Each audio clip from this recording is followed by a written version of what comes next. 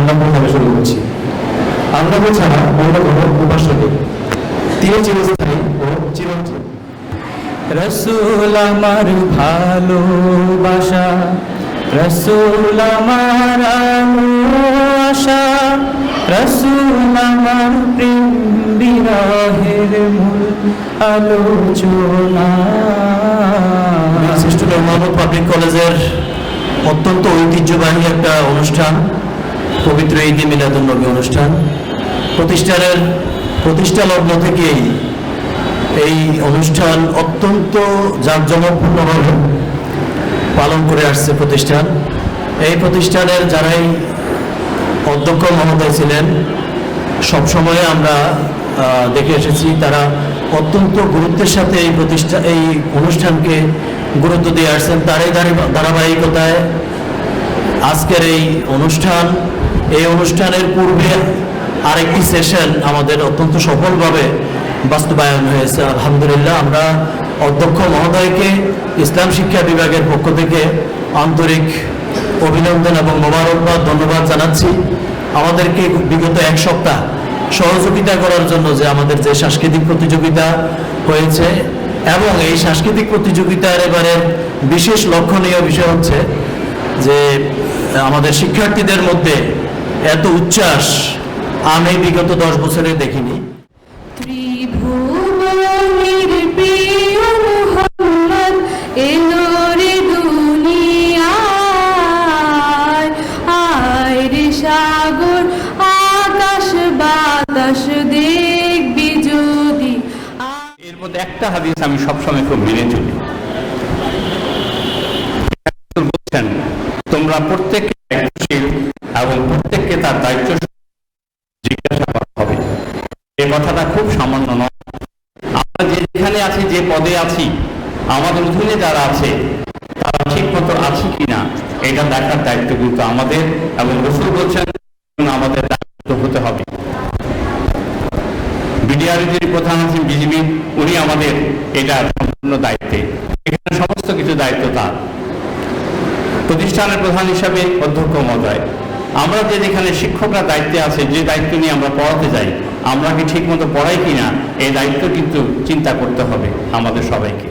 রসুল নামে রশি ধরে যেতে হবে খোদার ঘরে, রসুল নামে রশি ধরে যেতে হবে খোদার ঘরে, নদী তরঙ্গে যে পড়েছে ভাই, নদী তরঙ্গে যে পড়েছে ভাই, দোলাতে সে আপনি বসে হযরত নেই ভালোবেসে, আল্লাহকে যে পাইতে চায়।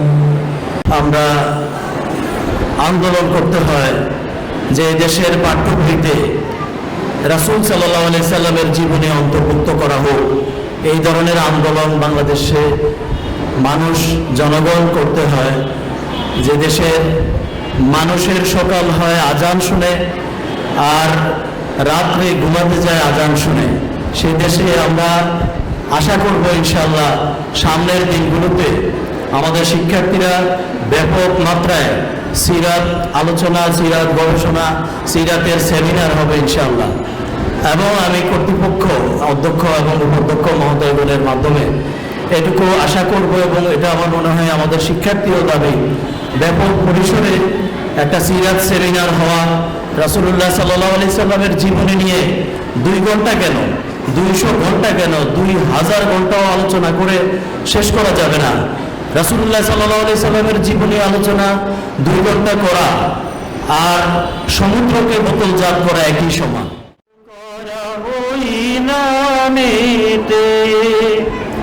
খোদার পরশে যে নাম আরশে, খোদার পরশে যে নাম আরশে, নাম মুহাম্মদ চাঁদ শুধু মধুময়।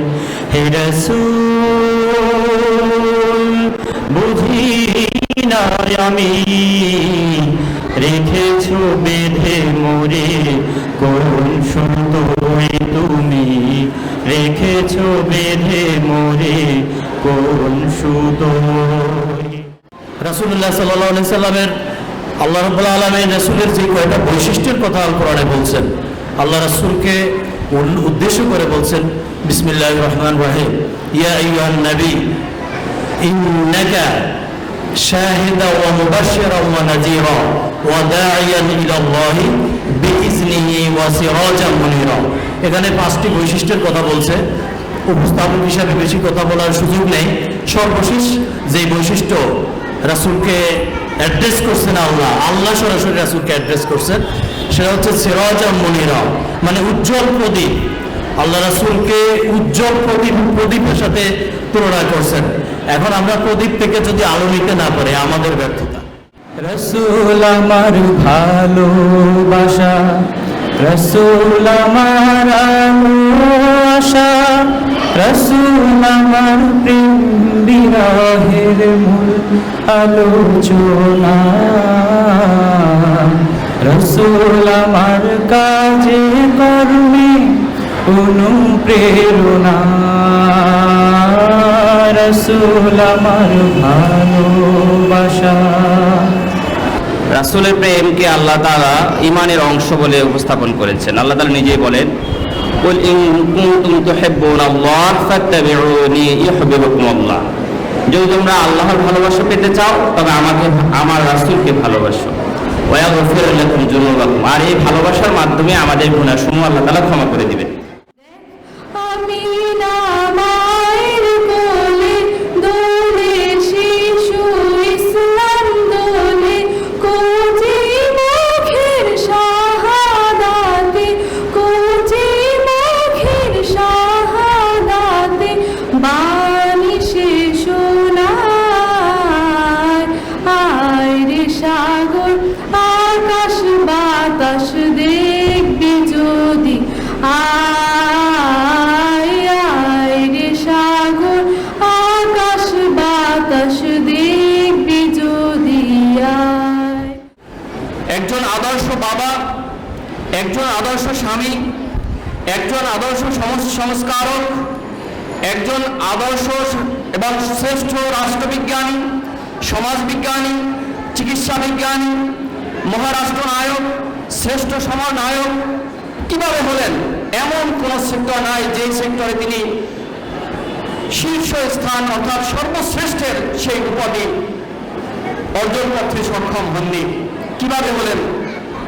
যার কোনো প্রাতিষ্ঠানিক শিক্ষা ছিল না, যার কোনো শিক্ষক দুনিয়ায় ছিল না, যিনি ছিলেন সবার শিক্ষক।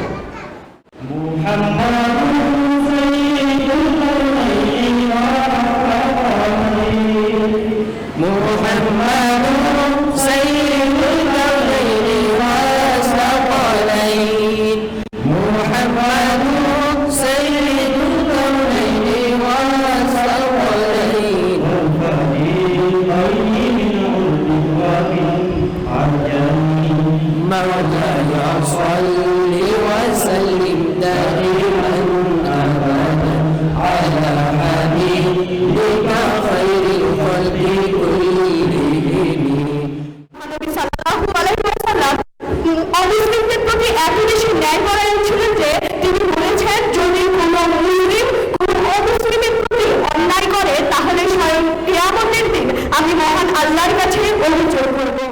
مولاي صل وسلم دائما أبدا على حبيبك خير الخلق كلهم.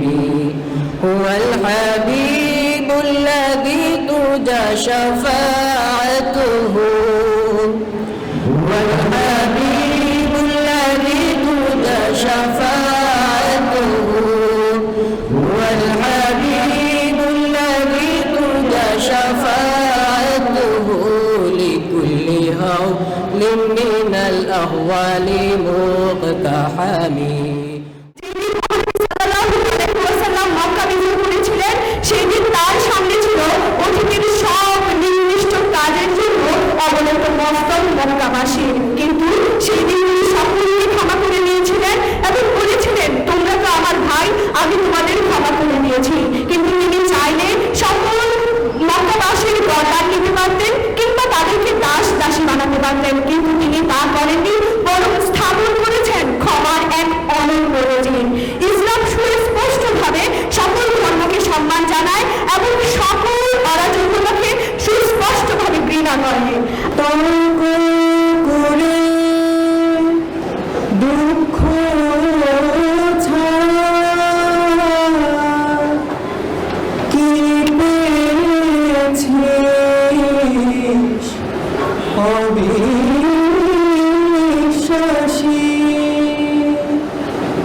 কি পাওয়া যায় দেখ না বারে হযরতে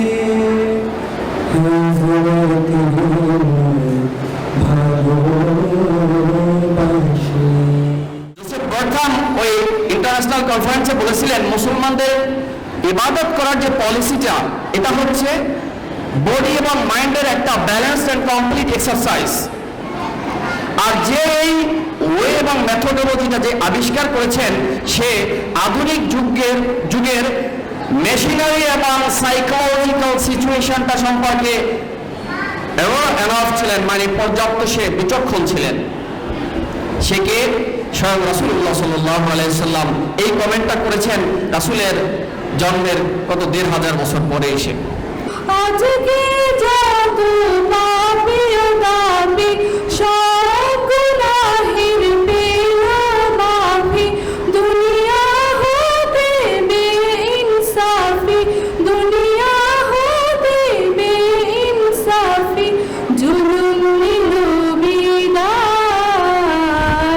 আয় রে সাগর আকাশ বাতাস দেখবি যদি, আয় রে সাগর আকাশ বাতাস দেখবি যদি, আয়। আমাদের সন্তানদেরকে আমরা যদি শিখাইতে না পারি, কেউ শিখাবে না। আমাদের মধ্যে একটা ট্রেডিশন, একটা ট্রেন্ড আছে যে ইউটিউবে অনেক আলোচনা আছে ধর্মের বিষয়ে, আবার পাঠ্য বইতে বোর্ড পরীক্ষায় কিভাবে কেন অংশ করতে হবে, ইউটিউবে তো শিখতে পারে। আমি মনে করি ইউটিউবের একটা আলোচনায় মানুষের জীবনে যতটা প্রভাব বিস্তার করতে না পারে, লাইভ প্রোগ্রাম, একটা সরাসরি অনুষ্ঠান এর চেয়ে অনেক গুণ বেশি প্রভাব বিস্তার করবে আমাদের জীবনে। আজকের এই অনুষ্ঠান হোক আমাদের পরকালীন নাজাতের উসিলা। আমরা কায়মানবকে আল্লাহ রাব্বুল আলামিনের কাছে এই দোয়া করব। যখন দারুণ দুঃখ আমি আমার জীবন জুড়ে, বিপদ আপদ মুসিবতে মরি পুড়ে পুড়ে, তখন তোমার শৈশব কৈশোর জুড়াই যন্ত্রণা। রসূল আমার কাজে কর্মে অনুপ্রেরণা, রসূল আমার ভালোবাসা, রসূল আমার আশা, রসূল আমার বিরহের মূল আলোচনা, রসূল আমার কাজে কর্মে অনুপ্রেরণা। মহানবী সাল্লাল্লাহু আলাইহি ওয়াসাল্লাম সাম্প্রদায়িক সম্প্রীতির অসংখ্য অগণিত নজির স্থাপন করেছেন পৃথিবীর মধ্যে। চিরশান্তির ধর্ম ইসলাম সাম্প্রদায়িকতা, বিশৃঙ্খলা, অরাজকতা সবকিছুকে চরমভাবে ঘৃণা করে এবং বিশ্বের মিলে শান্তিকে স্থাপন করে। তাই আজ ধর্ম বর্ণ নির্বিশেষে সব বিভেদ ভুলে গিয়ে আজ আমি বলতে চাই, সবার মিলে মানুষ সত্য তাহার উপরে নাই। একসাথে আছি, একসাথে বাঁচি, আজও একসাথে থাকবই। সব বিভেদের রেখা মুছে দিয়ে সামনের ছড়িয়ে আনবো। এই দুনিয়ায় দিবারাত্রি ঈদ হবে তোর নিত্য সাথী, তুই যা চাস তাই পাবি রে ভাই, তুই যা চাস তাই পাবি রে ভাই। আরো চান যদি সে হযরতকে ভালোবেসে। কষ্টের পরে কষ্ট, দুঃখের পরে দুঃখ কাকে বলে, এটা রাসূলের জীবনের দিকে তাকালে আমরা বুঝতে পারি। দাদার ইন্তেকালের পরে তার চাচা আবু তালিব আর্থিকভাবে খুবই দণ্ডদশার মধ্যে ছিলেন। সেখানে রাসূলুল্লাহ সাল্লাল্লাহু আলাইহি সাল্লাম খুব স্বচ্ছন্দে জীবন যাপন করতে পারেননি, যদিও চাচা তাকে আগলে রেখেছেন। তো যেই মানুষটির জীবন অত্যন্ত কণ্ঠকাঠিন্য ছিল, কুসমাস্তীর্ণ ছিল না,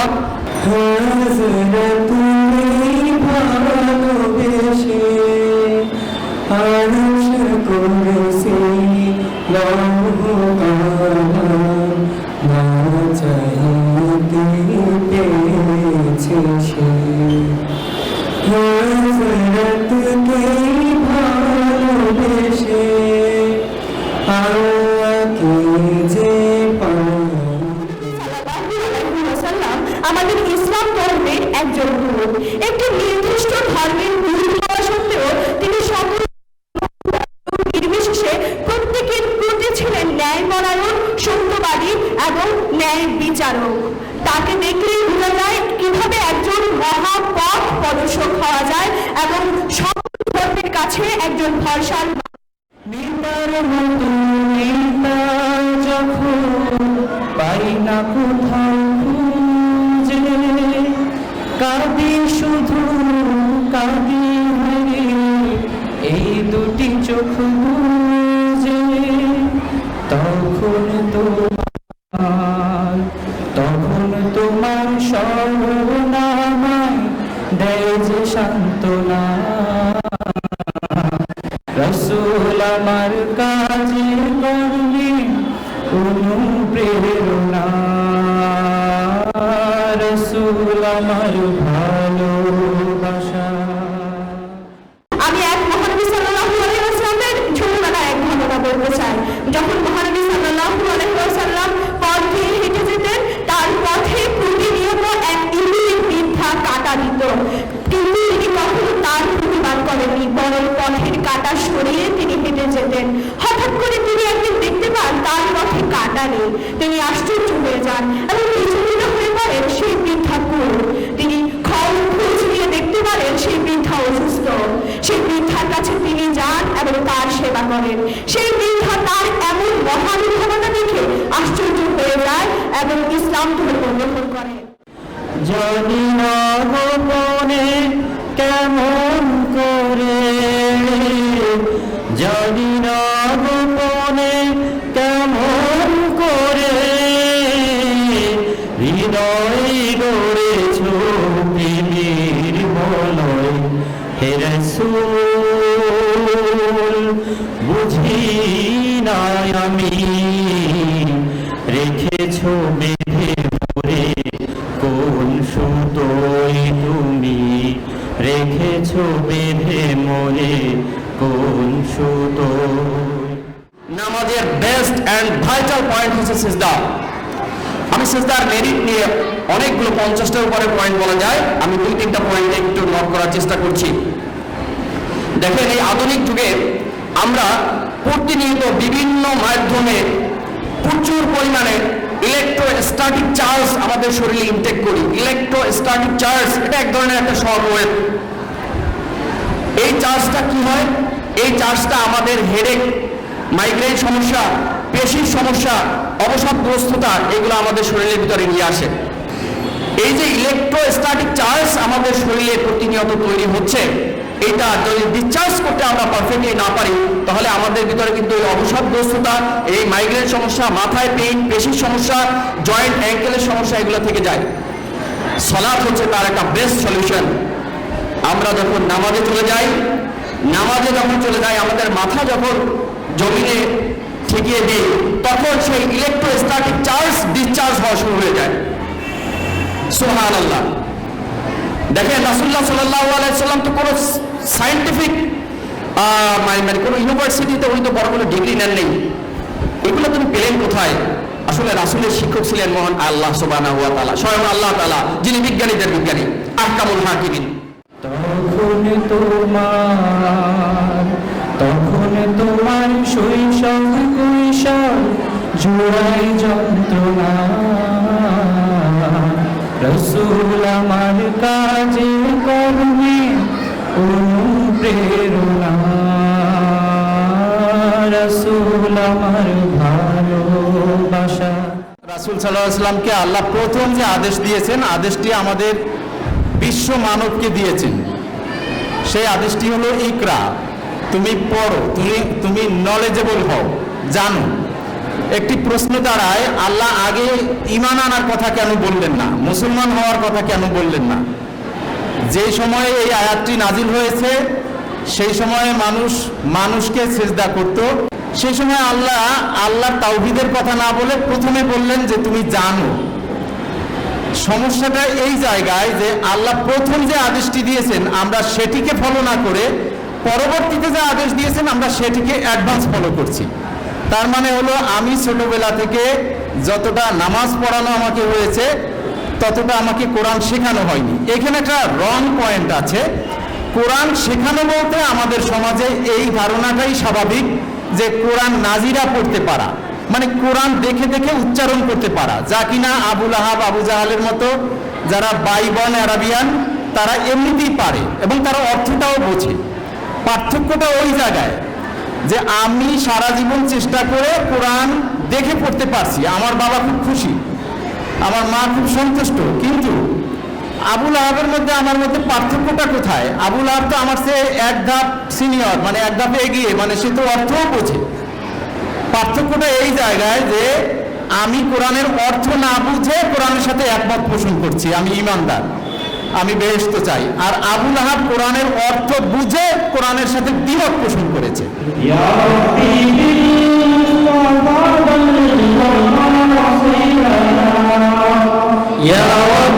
بالمصطفى بالمقاصدنا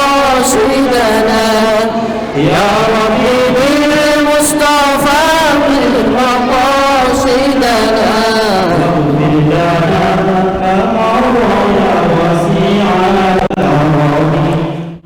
আমি বলতে চাই যে রাসূল সাল্লাল্লাহু আলাইহি সাল্লাম কিভাবে অমুসলমানদেরকেও আকৃষ্ট করলেন তার নেতৃত্বের প্রতি, এই জিনিসটা আমাদের খুঁজে পেতে হবে। আমরা এখন দেখা যায় যে সবাই আমরা ঐক্য চাই, কিন্তু ঐক্যটা হয় না কেন? একজন মানুষকে কেন অন্য মানুষ তার নেতৃত্ব মেনে নেয় না? আমাদের কেন একজন রাষ্ট্রপ্রধানকে তাড়িয়ে দিতে হয়? কেন একজন রাষ্ট্রপ্রধান জোর করে রাষ্ট্রে থাকতে চায়? রাসূল মুহাম্মদ সাল্লাল্লাহু আলাইহি সাল্লাম যখন মদিনায় স্টেট করলেন তখন মুসলমানের সংখ্যা ছিল একদম হাতে গোনা, আর কাফির বা মুশরিক বা পর্তুলিক এদের সংখ্যা ছিল হিউজ। তো তারা কেন রাসূলের নেতৃত্বটা মেনে নিল? আপনি যদি এক কথায় উত্তর চান তাহলে এটা হলো ইনসাফ। জন্মগত সৃষ্টিগতভাবে মানুষ ইনসাফ চায়, যেখানে সাম্য বা বৈষম্য বিরোধিতা বা প্যারালালি একটা বিচার সুবিচার মানুষ পাবে, সে হিন্দু হোক, মুসলমান হোক, বৌদ্ধ হোক, খ্রিস্টান হোক, সে সেখানে তার অন্তরাত্মা দিয়ে সে অঘোষিতভাবেই সে ঐক্য প্রতিষ্ঠিত হয়ে যাবে। তো রাসূল সাল্লাল্লাহু আলাইহি সাল্লাম ইনসাফকে প্রতিষ্ঠা করতে পেরেছিলেন বলে দলে দলে দেশ বিদেশ থেকে রাসূল সাল্লাল্লাহু আলাইহি সাল্লামের সমর্থনে মানুষ এসেছে এবং ইসলামের ছায়াতলে তারা একটা আশ্রয় খুঁজেছে। খোদার পরশে যে নাম আরশে খোদার পরশে যে নাম আরশে নাম মুহাম্মদ শুধু মধুময় হে রাসূল বুঝি না আমি রেখেছো বেঁধে মোরে কোন সুতোয় তুমি রেখেছো বেঁধে মোরে কোন সুতোয়।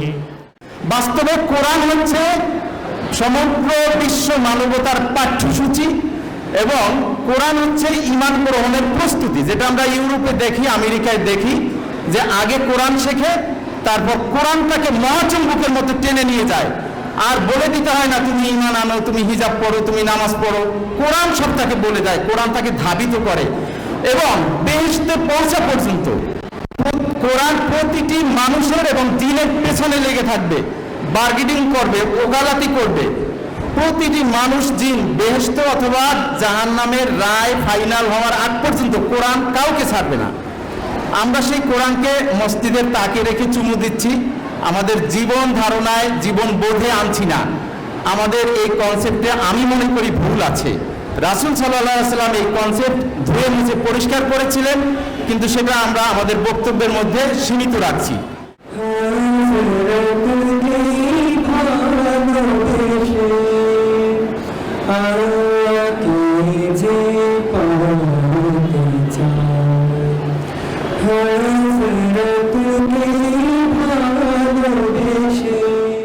আমি একটা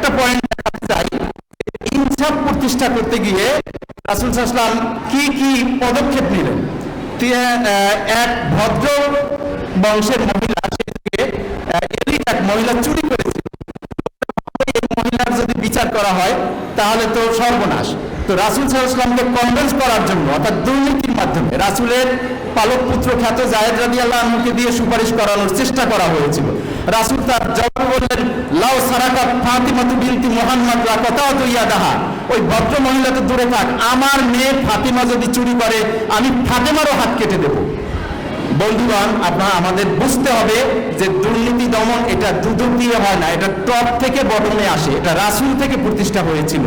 পরবর্তীতে আমরা দেখি হযরত ওমর রাদিয়াল্লাহু আনহু অর্ধ পৃথিবীর শাসক, তখন মদ্যপানের দায়ে তার ছেলেকে নিজ হাতে তিনি বেত্রাঘাত করেছেন। সম্পূর্ণ বেত্রাঘাত পূরণ হওয়ার আগে ছেলে মারা গিয়েছে। রসুল আমার কাজে কর্মে অনুপ্রেরণা, রসুল আমার ভালোবাসা, রসুল আমার আশা, রসুল আমার বিরহের মূল আলোচনা, রসুল আমার কাজে কর্মে অনুপ্রেরণা। কর্মচারী যিনি জাকাত উত্তোলনের দায়িত্ব পেয়েছিলেন তাকে জাকাত কম করে দেওয়ার জন্য উপঢৌকন দেওয়া হয়েছিল। রাসূল সাল্লাল্লাহু আলাইহি ওয়াসাল্লামের কাছে এসে বললেন, ইয়া রাসূলুল্লাহ, এই জিনিসগুলো হচ্ছে সরকারি জাকাত, আর এই জিনিসগুলো আমার ব্যক্তিগত উপঢৌকন, মানে আমরা সহজভাবে যাকে বলি ঘুষ।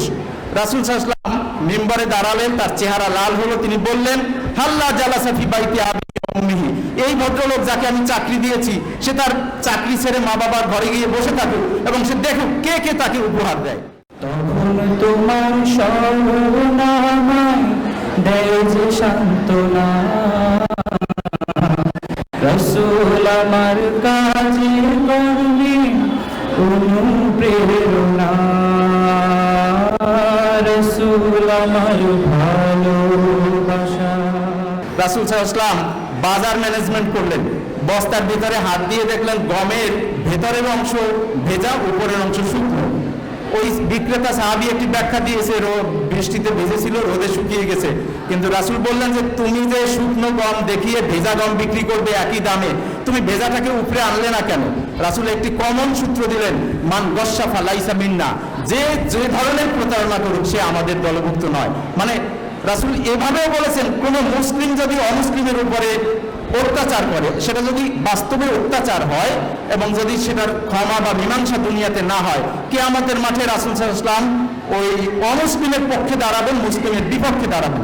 ভয়ঙ্কর ব্যাপার। রাসূল সাল্লাল্লাহু আলাইহি ওয়াসাল্লাম জাতীয় ঐক্যের প্রয়োজনে অমুসলিমদের সাথে ঐক্য করেছেন, অর্থাৎ কাফির থাকা অবস্থায় রাসূলের দলে যোগ দিয়েছেন। আমাদেরকে এই জিনিসগুলো বুঝতে হবে, যদি আমরা বুঝতে পারি তাহলে আমরা অবশ্যই ভালো করতে পারব। আমি শেষ কথাটি এইভাবে বলতে চাই যে আমাদের এত গ্যাপ কেন, আমাদের চিন্তায় এত দূষণ কেন? এটা হচ্ছে যে আমরা কোরআনের মিনিংটা জানি না, কোরআন আমার কাছে কি চায়, কোরআনের আবেদনটা আমরা বুঝতে পারি না। রাসূল সাল্লাল্লাহু আলাইহি ওয়াসাল্লাম কিভাবে পুরো পৃথিবীর চেহারাটা পাল্টে দিয়েছিলেন, এই একখান কিতাব দিয়ে তিনি সব চালিয়েছেন।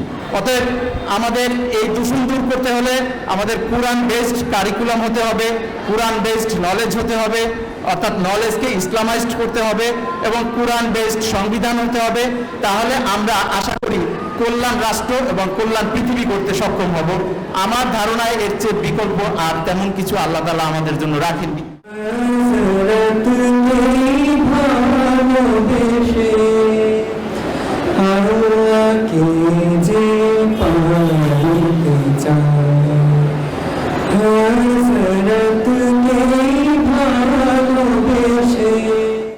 আজ মুসলিম বিশ্বের জন্য একটি আনন্দের দিন। আমাদের শান্তির বার্তা নিয়ে আল্লাহ যাকে এই পৃথিবীতে প্রবিষ্ট করেছেন তিনি হলেন আমাদের সর্বশ্রেষ্ঠ প্রিয় নবী হযরত মুহাম্মদ সাল্লাল্লাহু আলাইহি সাল্লাম। ইতিমধ্যে আমরা হযরত মুহাম্মদ সাল্লাল্লাহু আলাইহি সাল্লামের জীবনীর খণ্ডিত অংশ অল্প কিছুই শুনেছি। শিক্ষকরা এবং আলোচকবৃন্দ সবাই বলেছেন এটা একদিনে সম্ভব নয়। আমাদের ইনশাআল্লাহ আগামী রোজায় যদি আমাদের স্কুল কিছুদিন খোলা থাকে সেখানে আমরা 2 দিন 3 দিন ব্যাপী আমাদের প্রিয় নবী হযরত মুহাম্মদ সাল্লাল্লাহু আলাইহি সাল্লামের যে সমস্ত জীবনী শুনলে আমরা সমাজে শান্তি প্রতিষ্ঠিত হবে এবং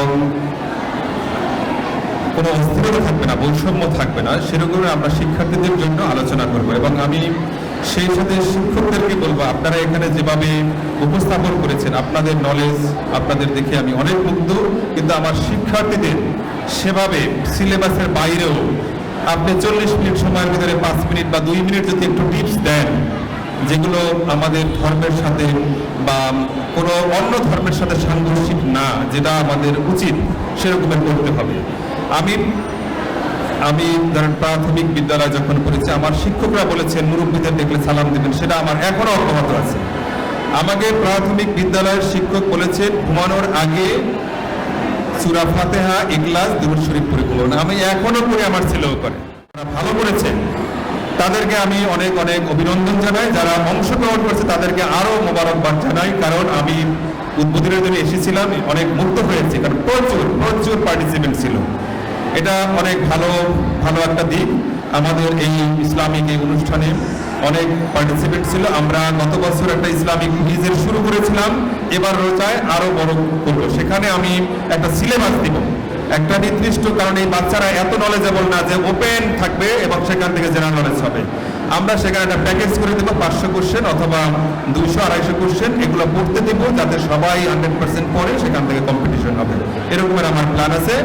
আর আপনারা বলেছিলেন যে আমাদের আজকের এই অনুষ্ঠানটাও আমাদের মাঠে এবং সমস্ত স্টুডেন্টকে নিয়ে করার একটা প্ল্যান ছিল, কিন্তু আবহাওয়া এবং সরকারি নীতি আজকেই হয়েছে। আমরা যার জন্য আজকের দিন করতে গেলে আমাদের সেই অ্যারেঞ্জমেন্টটা করা সম্ভব হয় না। ভবিষ্যতে আমরা বড় আকারে করব। আমি সর্বশেষে এই অনুষ্ঠান আয়োজন করার জন্য যে সমস্ত ধর্মীয় শিক্ষক, অন্যান্য শিক্ষক, কর্মকর্তা, কর্মচারী এবং আমার উপাধ্যক্ষবৃন্দ নিয়োজিত ছিলেন, তাদের সবাইকে ধন্যবাদ জানাই। এবং পরিশেষে আমি বিশ্বের শান্তি কামনা করি এবং হযরত মুহাম্মদ সাল্লাল্লাহু আলাইহি সাল্লামের জীবনী আমরা সময় করে পড়বো এবং মানব, শুধু পড়া না। এবং আজকের এই অনুষ্ঠান, অনেকে বক্তা বলেছেন আজকে অনুষ্ঠান করলাম ভুলে গেলাম, সেটা হবে না। এবং আমরা যাতে অল্প অল্প হলেও আমরা নিজেরা যদি মানতে পারি, কাউকে জোর করে জীবনী পড়ানো অথবা ইসলাম ধর্মের আদর্শ আনানো আমি পছন্দ করি না। আপনারা সবাই ভালো থাকেন, সুস্থ থাকেন, দেশের শান্তি বজায় থাকুক, আমরা এই কামনা করি। আল্লাহ হাফেজ।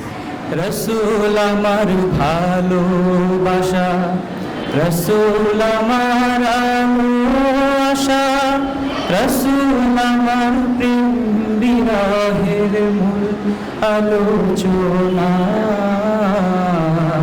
রসুল আমার কাজে কর্মে অনুপ্রেরণা, রসুল আমার ভালোবাসা।